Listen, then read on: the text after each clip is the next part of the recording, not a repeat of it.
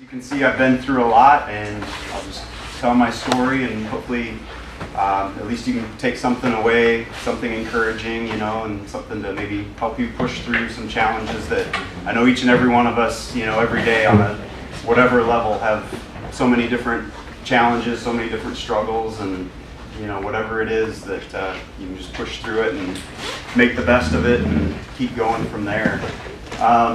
Again, life is always, full of struggles and challenges and everything. It impedes our progress, it can slow us down, it can take over our lives if we let it. And you really only have two choices. I mean, you can just kind of give up and that's it. You can let it limit you, you can let it define you, defeat you, or you can push through and take it to the next level and defeat it. You can overcome those challenges and you can succeed. I had to choose myself, as you can see. Went through a major accident that I'll get into in a little bit. And basically, I had to make that choice on a very big scale, I guess, as I was laying there in the hospital bed, thinking, what just happened to me and what am I going to do after this? And, I decided to, instead of letting it overcome me, and I decided to eventually start focusing on the things that I could do. Waking up every morning and breathing, opening my eyes, it started as simple as that, with after the struggles that I went through to keep going from there. And the three biggest things in my life that pushed me through it, my three biggest supports, first and foremost, is my faith in God. It took a lot of prayers and everything from family and friends and everything like that to get us through what we went through. And because it wasn't only myself that was injured, there was 6 of us that were injured, all family. So a lot of prayers from basically all over the world. I mean, we had other people, family and friends, people that knew us, heard our story that we heard of from later, that they were praying for us and things like that. So that's the biggest thing that helped push me through. The second was a support group. The family, everyone and friends, people that came and helped us, people that we didn't even know, people that we met along the way to encourage us. And that's a huge thing too, is you can help somebody out and encourage them through things, and push them through, or you can bring on that negative stuff and, bring them down and, help them defeat themselves, and so you can also help other people too. And then the third thing is attitude. And, I didn't always have a positive attitude going through this. There were many days when, I didn't want to wake up, that morning. And, I was just like, I just want it to be over with, and eventually I had to work through that. And so I had to bring my attitude back up and stay focused on the positive things. Again, stay focused on the things that I could do and not worry so much about things I couldn't do. It would either take time or I'd have to figure out a new way to do things. A little background on myself. Originally from Iowa and big time water skier. We moved down here 11 years ago. My family, my parents both were big water skiers. My dad started a ski team. My brother was a water skier, still is. I met my wife on the ski team. I started skiing when I was 7. I was on a team since I was 9. So it was just a huge part of my life that I just went through, learning different things, different skills. As you see in the center of that pyramid there, my sister-in-law is the middle girl in the center of the pyramid. So it's something that has really helped bring our family close together, because it's just one of those sports that anyone can be involved. And also going to the gym, love to work out, stay fit, that kind of stuff. That was a big part of my life, going to the gym 5 days a week. And then my work, one of those 4-letter words that we kind of have to do, So I was a electric lineman, originally in Iowa. I was doing it up there, and then I was working for Progress Energy up until my accident. I guess Duke Energy or whatever, so that's all changed too. Then we moved to Florida, like I said, 11 years ago, and then my big goal was to get my kids involved too in water skiing, just because it was something that we could do together, and we could all spend time together, and it was just something important to me in my life. So as you can see on the right, I'll start with the pink one, my pretty pink costume there. On a ski team, been on one since I was 9, so we do all the shows, the pyramids, the barefoot and the jumping, all that kind of stuff. And now I'm on the team that's right over here in Oldsmar. And very competitive, always went to competitions, and I started getting my daughter into that. That's what's called doubles, where you do a bunch of different lifts and moves and things like that, kind of like the Olympic where they do the pairs ice skating things, to kind of compare it to that. And then as you can see, my son, and my daughter was 7 there at the time, and my son was 3. And so this was back in 2009. And so I was getting him up on 2 skis and, starting to get that inbred into him, because I figured I don't want to give it up, so if I have to take them, it was kind of like just an excuse. Oh, I got to take the kids skiing, I'll be back later. So, and then to move ahead on May of 2009, May 9th, on the 10th, my daughter's first communion was scheduled. So my wife's brother, who's still in Iowa, and his wife and 3 kids came down for the week and were spending time with us. My in-laws live right at Apollo Beach, and then my sister-in-law lives right here in Lutz also. And so the 14 of us were all together, and as the week progressed, we decided to go out in my in-laws' boat and enjoy the day, just go for a short ride. They had some special hair appointment for her, I think, to get her hair and nails done for the next day or whatever, so they were trying to make it, that much more special of a day for that next day. And so we headed out to Beer Can Island. I don't know if any of you are boaters out here in Tampa Bay. And headed out there, and it was about noon by the time we got there, and got anchored and everything, and got everything shut off. We were trying to enjoy our lunch, and the next thing you know, the boat blew up.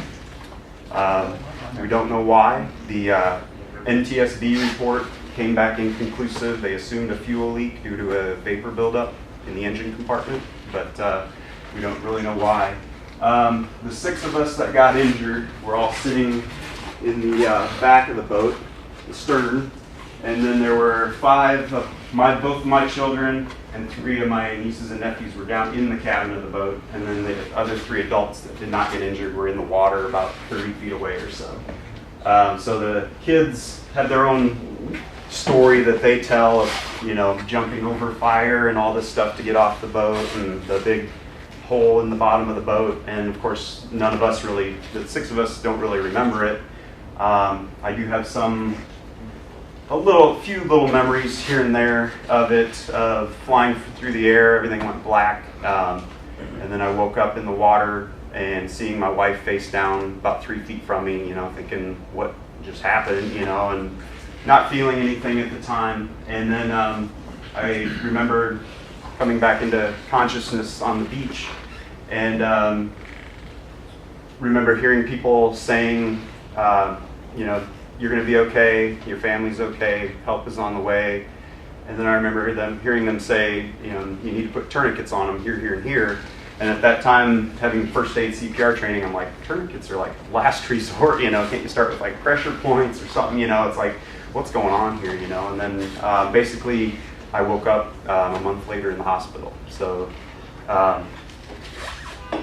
it was quite the ordeal. There were quite a few miracles out there. The help on the island, there were some military people that had just gotten back from like Afghanistan or whatever, and they just had bomb training, so they knew how to treat our injuries. There were nurses out there, paramedics, first aid people right there. So many people just kind of jumped right in. The second thing was the helicopter. I actually, it's kind of ironic, not to get off subject, but I was at Home Depot just a few days ago, and this guy comes up to me in the line, and he's like, "Were you in an accident out at Beer Can Island?" And I'm like, "Yeah." And he's like, "I was your helicopter pilot that flew you from the island to the hospital." So it's great to hear his side of things too. Just days ago that I was like, "Oh man."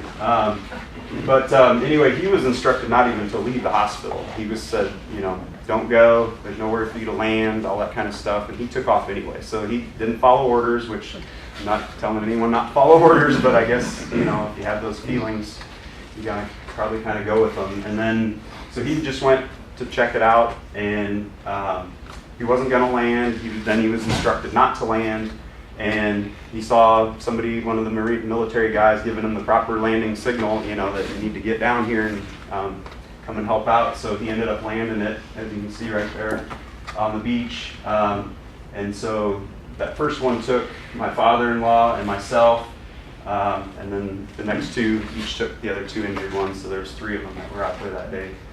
The next thing, the angels. My wife says she remembers seeing angels touch her feet, and I can get into the injuries a little bit later, and I can explain that. And then my nephew was 7 at the time. He said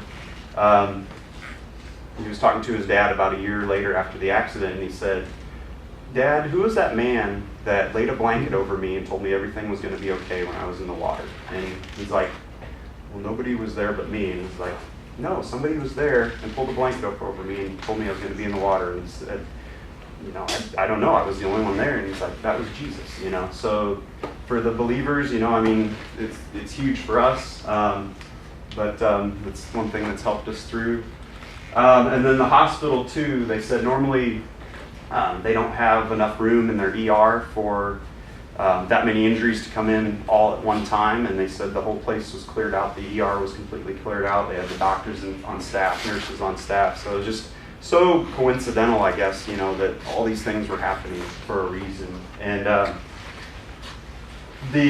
come to find out later, talking to the ER trauma nurse, she said that we were supposed to have all been boated over to like Gibsonton, Riverview area to a boat ramp where then the helicopter could land over there and fly us in, and they said it would have added like 15 to 17 minutes recovery time to get us to where we needed to be. And they said that a couple of us probably would have bled out, had they not shaved off that 15 to 17 minutes. So it's either coincidental or definitely a bunch of miracles that happened that day. And the 6 of us that got injured, just multiple injuries, and I don't need to go through them, but basically a lot of leg injuries. Like my wife, it broke both of her tibia fibulas and one heel bone called the calcaneus.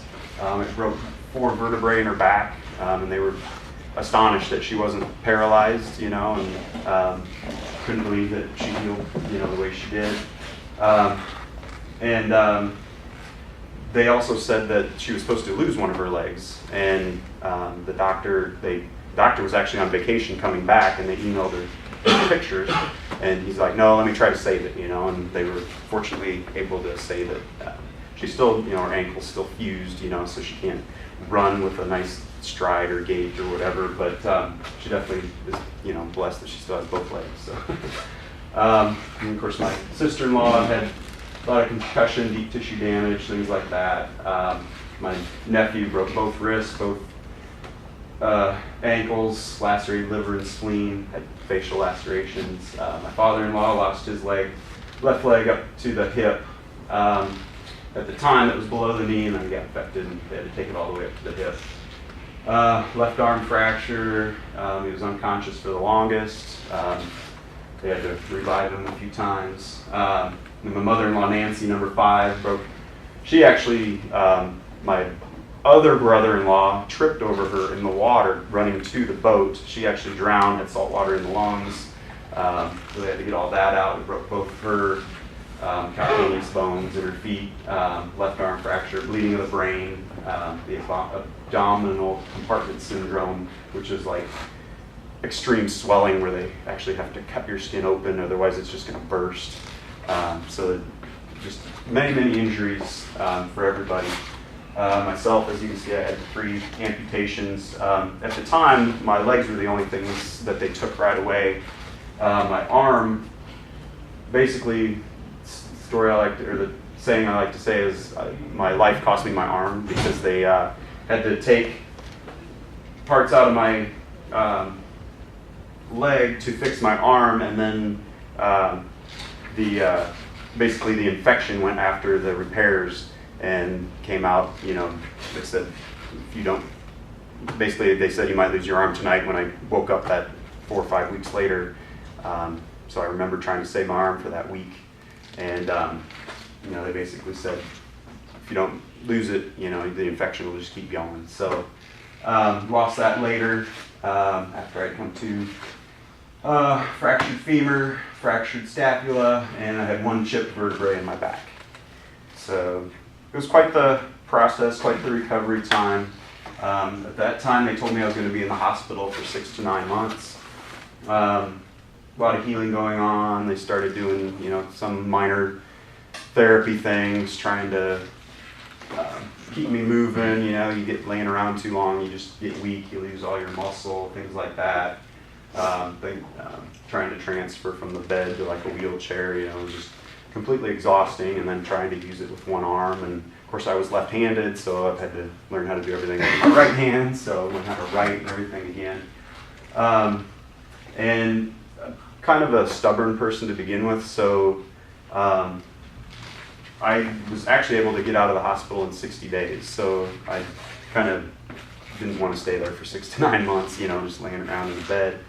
And so they sent me to the Tampa General inpatient rehab, and where there they teach you all your functional training, so that when they do send you home, they at least know you can go to the bathroom, get yourself in and out of bed, at least cook yourself a very simple meal, so that you're at least somewhat independent and you're not having to completely rely on others to do everything for you, And I was able to quickly go through that and get out of there in 14 days. So I was only in the hospital for 74 days and got sent home, basically with a clean bill of health, So, and at that time, everything was good.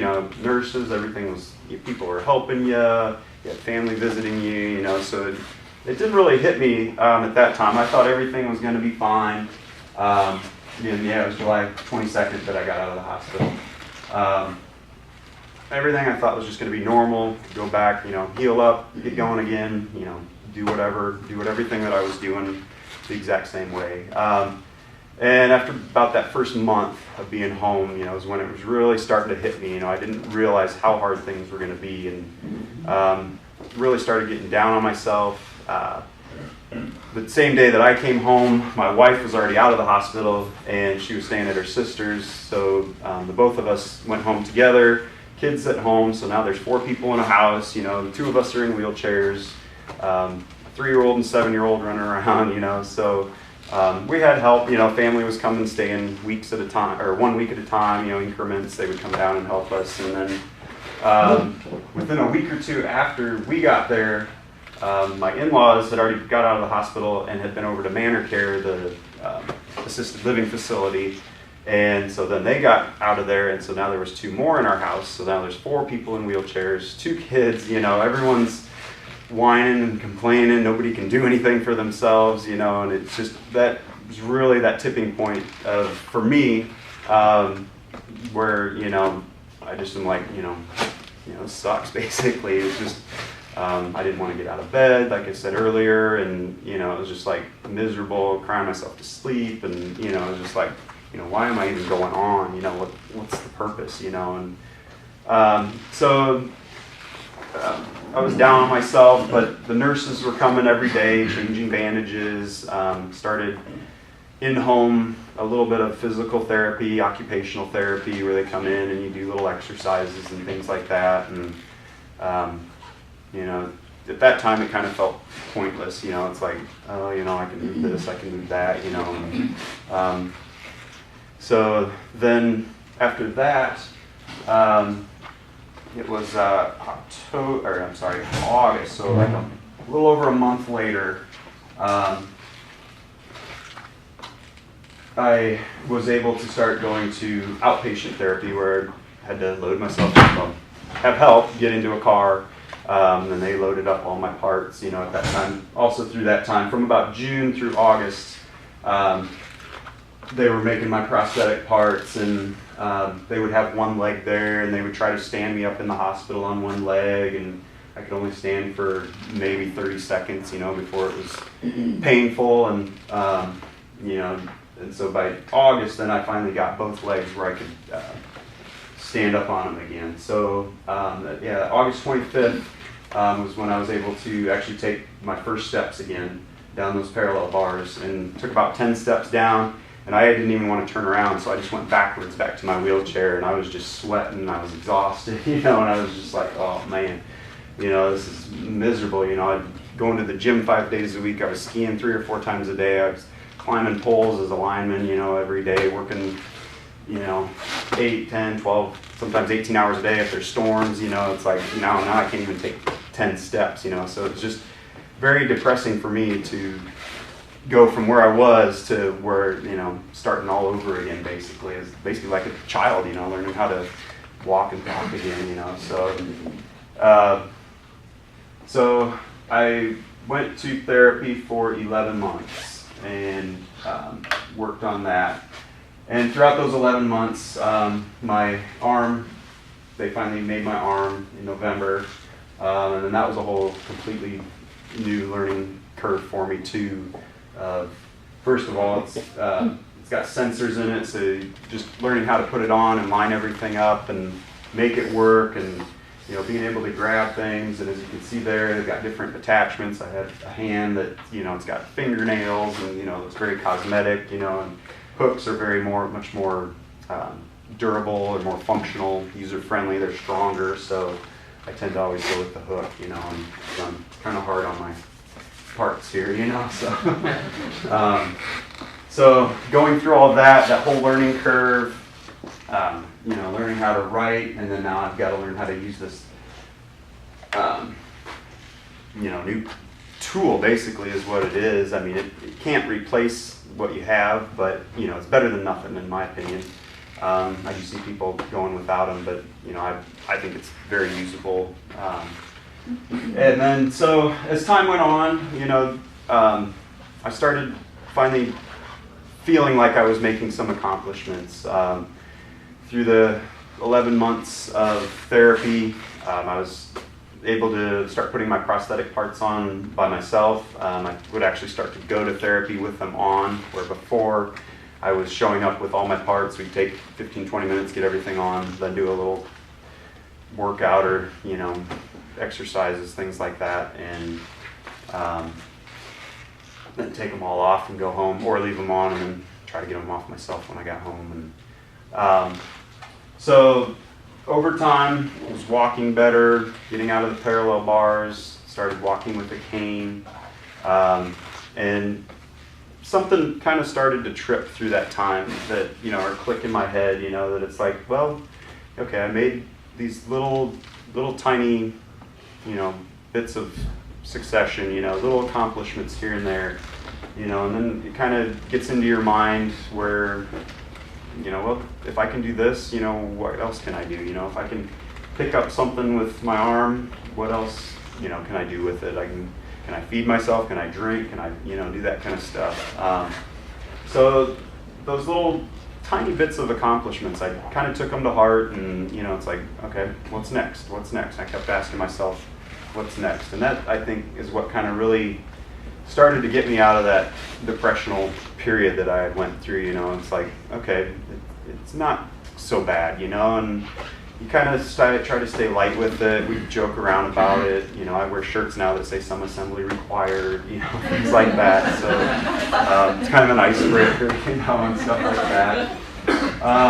A big thing for me too was giving up that wheelchair. It was just, I didn't want to be sitting down all the time, and I knew, having seen other people, using prosthetics, that they're out walking around, they're running, the Olympic guy, that kind of stuff, which, things like that. So I'm like, well, you kind of see other people doing things, you kind of feed off of that, and it kind of helps. And So driving was a big thing, getting my freedom back where I didn't have to rely on somebody to take me to therapy, take me to the store, drive our kids to school, that kind of stuff. I could actually help out, and I actually felt a little worth, come back to me, where before I kind of felt worthless, it was just, kind of miserable that, it's like I'm so worried and focused on myself, and now I can actually start to help others, and so that was a big thing for me. And then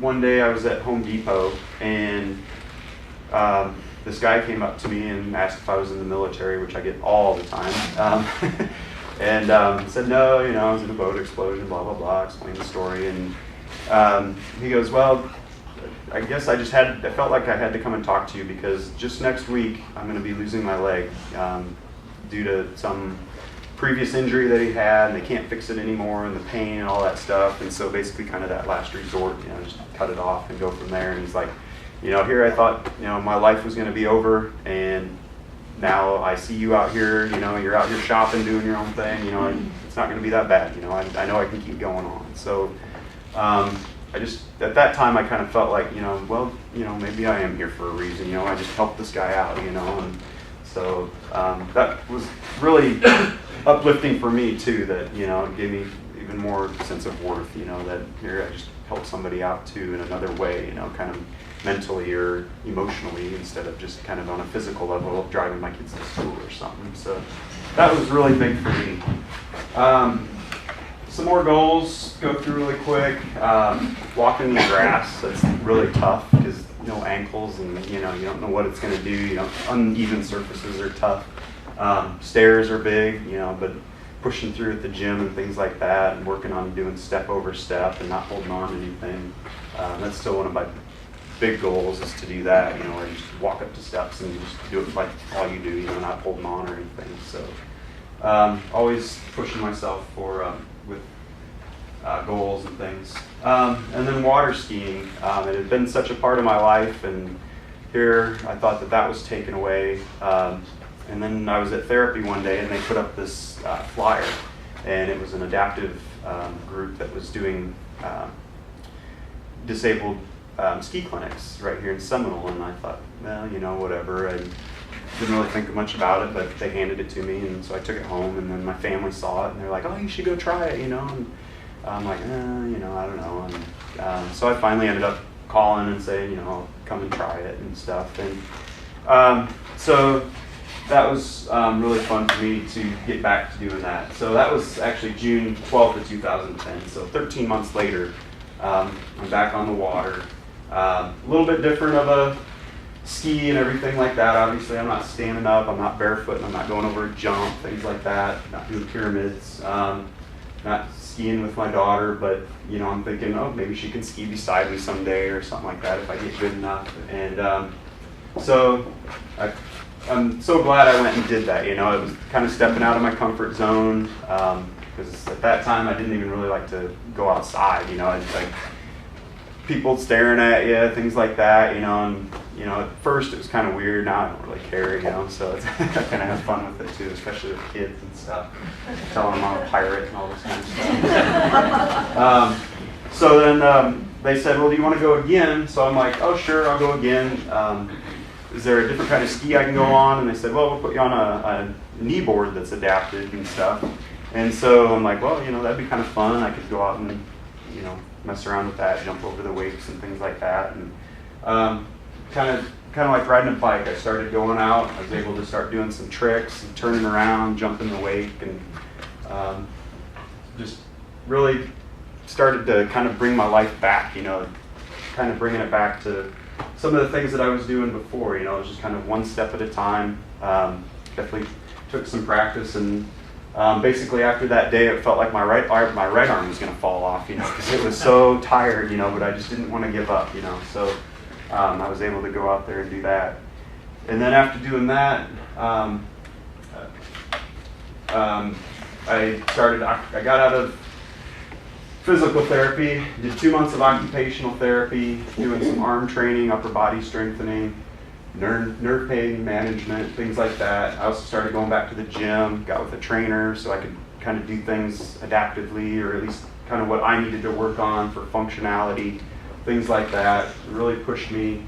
I really wanted to do more skiing, just be more functional and more useful. You know, I was trying to do all these things. You know, I'd fail at things, and then I'd have to figure out another way to do it. And so I was just trying to get myself kind of educated, you know, and trained, and you know how to do different things. And so it really pushed me to get stronger and help me to stay physical and things like that. So then finally, in December of 2002, working with my prosthetist and everything like that, we were able to find equipment that I was able to use in the water. All this stuff is computerized, and batteries and things like that. It'd be like throwing your computer in the water, you know. So we had to find the right equipment and things like that. And then, of course, I picked the coldest day of the year. It was like 40 degrees out that day, but it didn't stop me, you know. So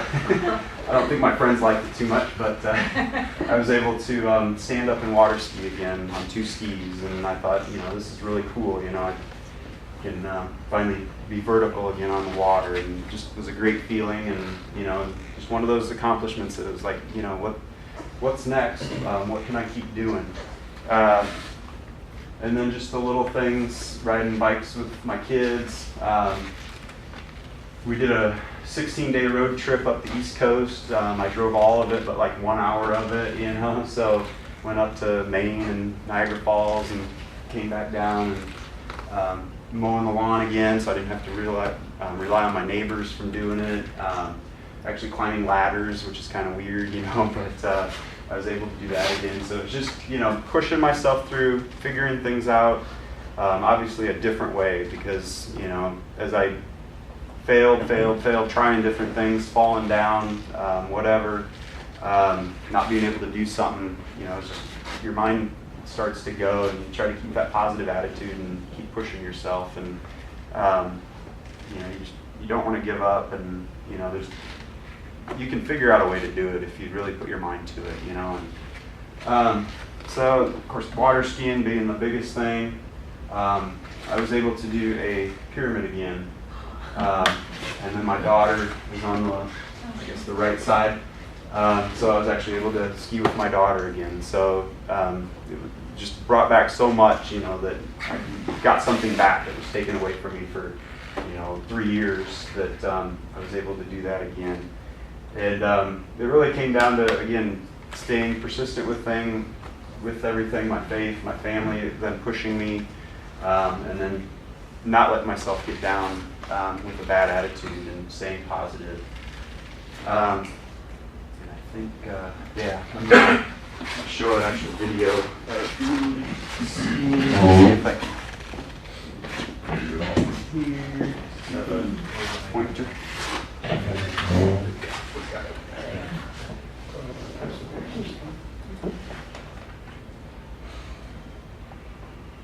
This just goes through the process of me skiing again.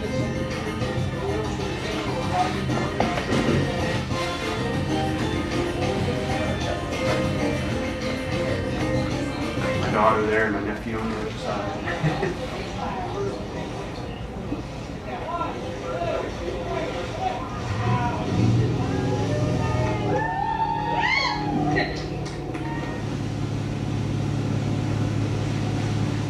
That's a great group. It's called You Can Ski Too, and they do clinics many times a year. They're right over, well, they're based out of Winter Haven, but this is at Lake Seminole. They go all over.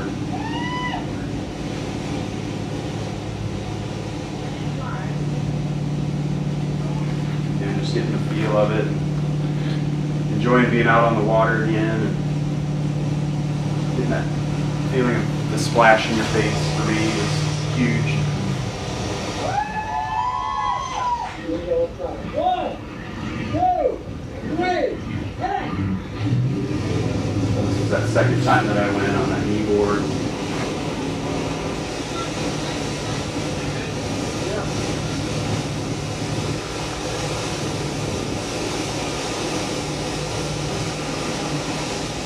That's my sister-in-law there.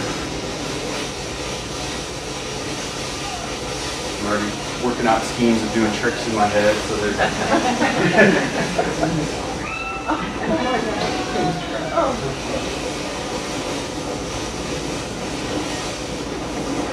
It's a great group. They can get anybody at any level of disability out on the water. They have quad amputee skiing, they have paralyzed, paraplegics, quadriplegics. You know, they'll get anybody out there. Spina bifida, any injury, any sickness, things like that. You know, so this is that very cold day. Bundled up.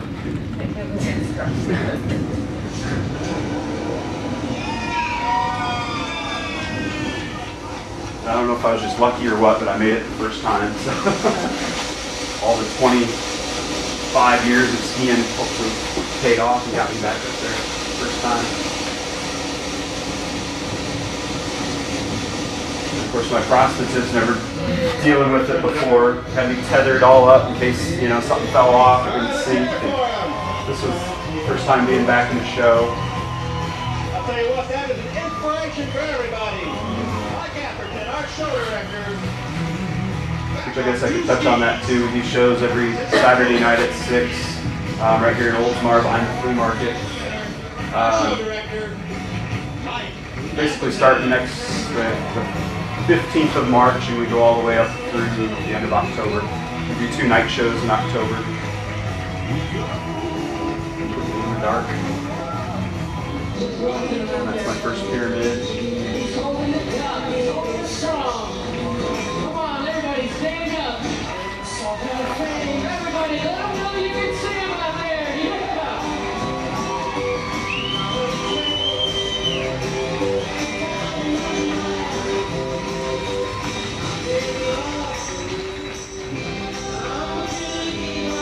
And the guy that made the video actually cut it off, and I didn't have time to get it fixed before, but I was able to take one of the girls off the dock sitting on my shoulders, starting, so that she would climb off my shoulders and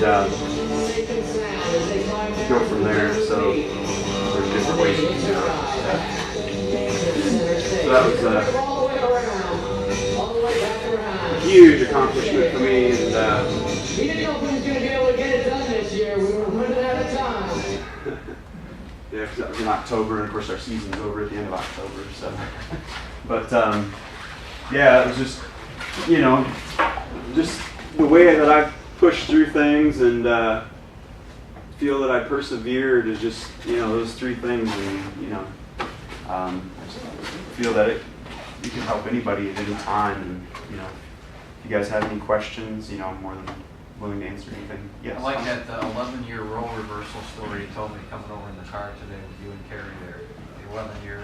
Oh yeah, she was a stay-at-home mom for 11 years, and I said after the accident she had went back to work. She had just got her teaching certificate a month before our accident and was planning on going back to work, and when our son got into kindergarten, and so then it kind of delayed her getting back to work, and of course she went back to work, and I said, you know, you got the first 11 years of being a stay-at-home mom. I think I'll take the next 11 being a stay-at-home dad. So, but I've always left that door open, you know, to do whatever, you know, comes along. I'm not out there climbing poles or digging holes anymore, so I'm enjoying my stay-at-home dad stuff and keeping busy at that, and running them to places and doing all the stuff at home and keeping busy and everything. So. I've been working on that program with my wife. It isn't working Yeah. so I need to catch up with that. Just maybe Teach you a few things, you know. maybe a step or 2 on that. So yeah. You guys have any questions? You know, I have a comment I'd love to just share with you. What an inspiration, and you know, Oh, we're thank you. immensely grateful you took the time to come out and share this with us. It's, Sure. it's incredibly inspiring, and you must be very proud, I am sure. But what a great story. Well, thank you. Yeah. What are your plans as far as you plan on going and doing motivational speaking, or do you plan on getting back in the work field? Or? It started to take off a little bit. I've done quite a few schools and churches and functions like that. A couple other businesses, another convention I've spoke at. So I don't know. Yeah, that might be the door that's opening up. I haven't really, what do you call it, marketing myself. I haven't really marketed myself for it. But as things come up, Cindy thought of me graciously, and mentioned me. So I'm more than willing to do it. Just haven't pushed myself to do it. I'll be your manager. You'll be my manager. Perfect. My agent. So, yeah, I don't know. A lot of people have told me to write a book. People said, you can make a movie out of it, and things like that. So, Doors are open. yeah. Yeah, so the kids were in the cabin, they just jumped the fire, they were relatively unscathed? Yes. Yep. They treated them obviously for smoke inhalation. They put the mask on them in case they did have anything with their lungs. But yeah, the 5 down below were not injured at all. I think they got more injuries basically kind of walking across the beach because they actually went through the. I didn't see it when that helicopter was there, but they cut across the island and. Where there's a lot of beer bottles and sand spurs and things like that, so they had some cuts on their feet. But of course, if you ask them, they've gotten injured and all this stuff. But yeah, they all got out of there. Now my nephew, the oldest of the grandkids, was injured. Like I said, but he's back doing tackle football, wrestling. He's second at state in wrestling or whatever. So he still has issues with flexibility in his feet, and who knows down the road, arthritis, you don't know what injuries do to your body over time, but so far everyone's, pushing through as hard as they can and doing what they can when they can, and enjoying it as much as they can. Yes. Sorry. No, it's Yeah, okay. you said you ran into somebody a couple days ago, the helicopter pilot. Mhm. Have you run into any of the civilians, the military guys, the ones that kind of when it happened, everybody kind of came to you and pulled, started pulling people, and Yeah. have you run into anybody? Yeah, a couple years ago, yes. There was the guy one of the military guys that stayed with my wife. We've met him. There was a couple of them that we've met that I don't remember who they were with at the time, but Did they recount what they saw, to you, and tell you what they interpreted happened? And they didn't get too many details. Now, obviously, having a lot of questions more now, now that we've kind of been through it and pushed on and things like that, and don't care about talking about it, that kind of stuff. It's those things we wish we would have asked, so I didn't want to leave Home Depot that day because I'm like, well, what about this? But it was neat to hear his whole side of things, and only had so much time with him. But yes, go ahead. Do you think it strengthened the relationship, of your family, your immediate family, and your extended family, or did it strain it, the whole accident and everything? At the time, it definitely strained it. I mean, my sister-in-law that was living right there, my brother-in-law, she was taking time off work, and trying to help out as much as she could. And then, of course, we had other people coming in, and the 3 that didn't get injured don't really like to talk about it at all. I mean, they're becoming more open about it and things like that. But of course, the 6 of us that don't remember anything, we're like, well, what about this? What about that? And so we talk about it a lot more. And I think over time it's helped, because we talk to our kids about it, and anytime they want to talk about it, we're like, well, what do you remember?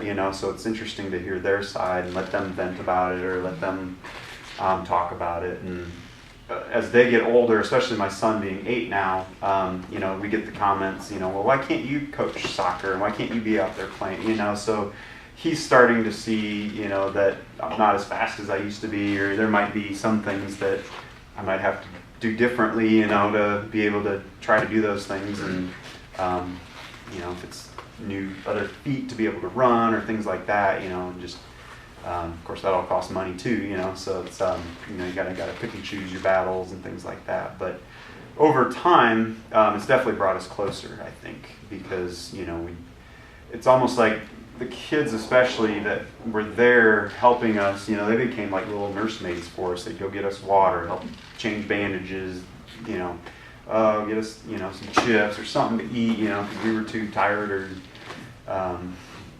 sore or whatever to get it, so they would help us out. And so I think them helping us, it's almost like now they almost keep an eye on it. You can kind of tell that they don't get stray too far, and they really stick with us. And so I think overall it's really brought us closer together and really made a huge bond between the family.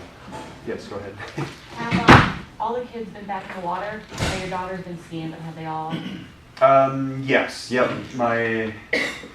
They've all been back on boats, water skiing, things like that. So I think fear-wise, probably Angie, who is my wife's brother's sister, my sister-in-law, that got injured. I'm going backwards. Yeah, she's the one at the top there, number one.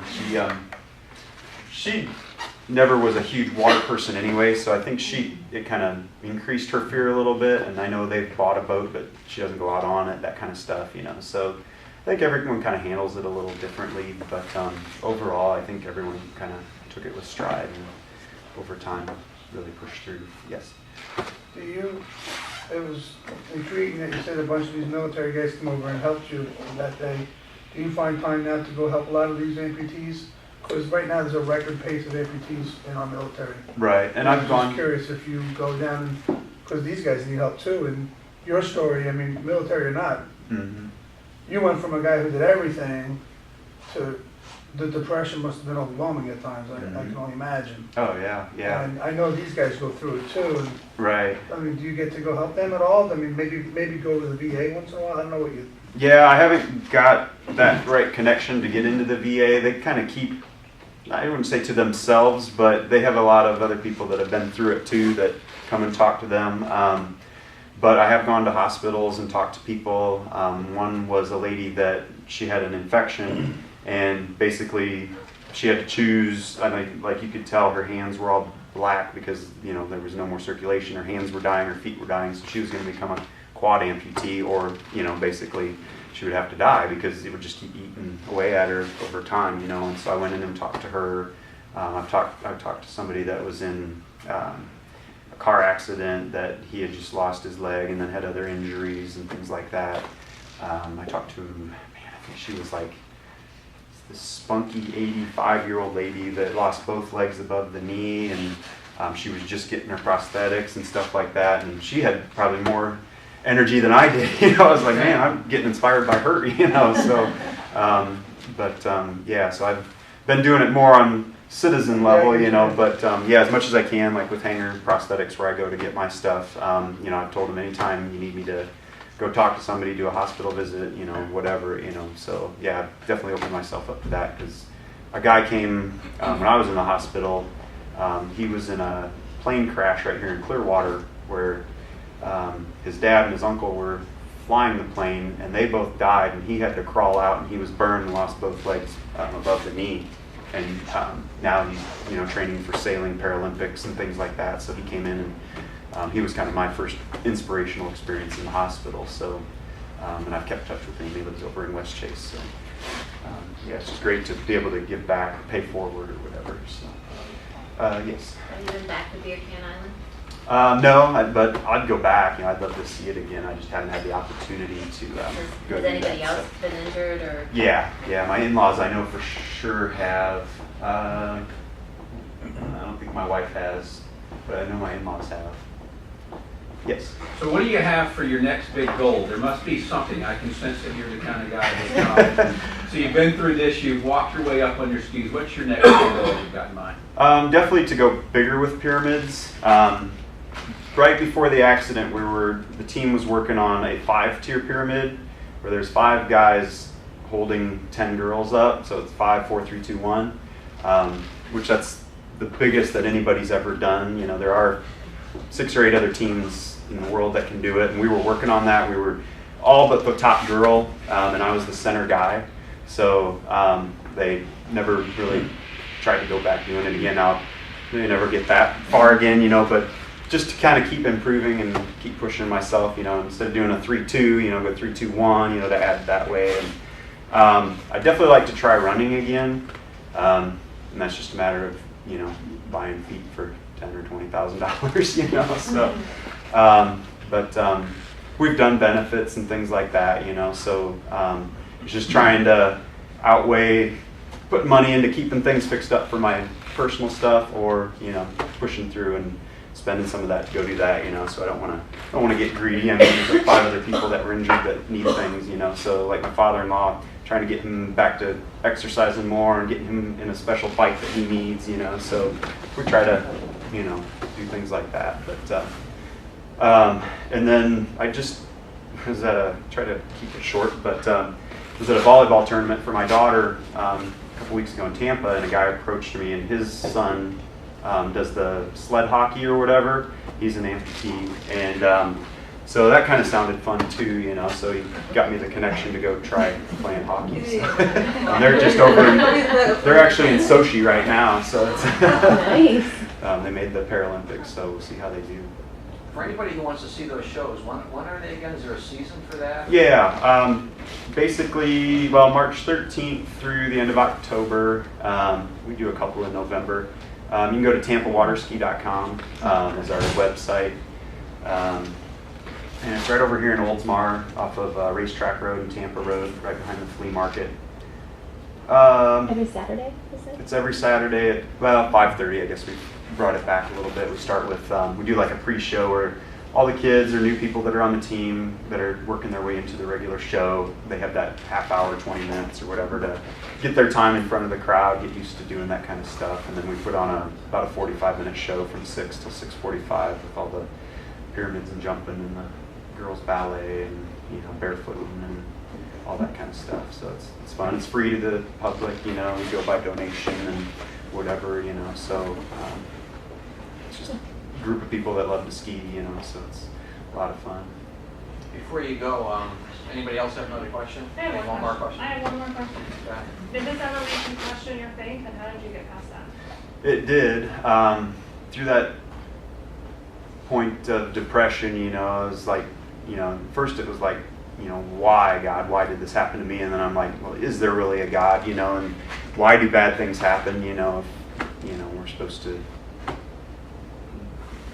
not have bad things happen to us, or whatever, But I can see now where the perseverance and everything like that. I think that's why it's happened to me is that I'm able to help others. So I think that's why I survived. Basically, was to be able to help others. But yeah, it's really strengthened my faith. Denise, did you have one more question? No, it's incredible. Last question. You said you were from Iowa. Yes. I was born in Des Moines and lived there till '86. Oh, okay. Where are you from? Cedar Rapids. Cedar Rapids. Yep. You're gonna have a great aunt that lived there. Oh, okay. Yeah. Actually, Marion, but yeah, it's all connected. Yeah. Yeah. I was there for quite a while, and then Cedar Falls when I got married, moved up to her hometown. So yeah, small world. I remember the accident on the news. Oh yeah. Great yeah. inspiration, man. That's how I had to watch it myself on the news to see what happened. So Yeah. Googling myself and boat explosion 2009, and so it was interesting. Well, Mike, thank you so much for being here. We appreciate it.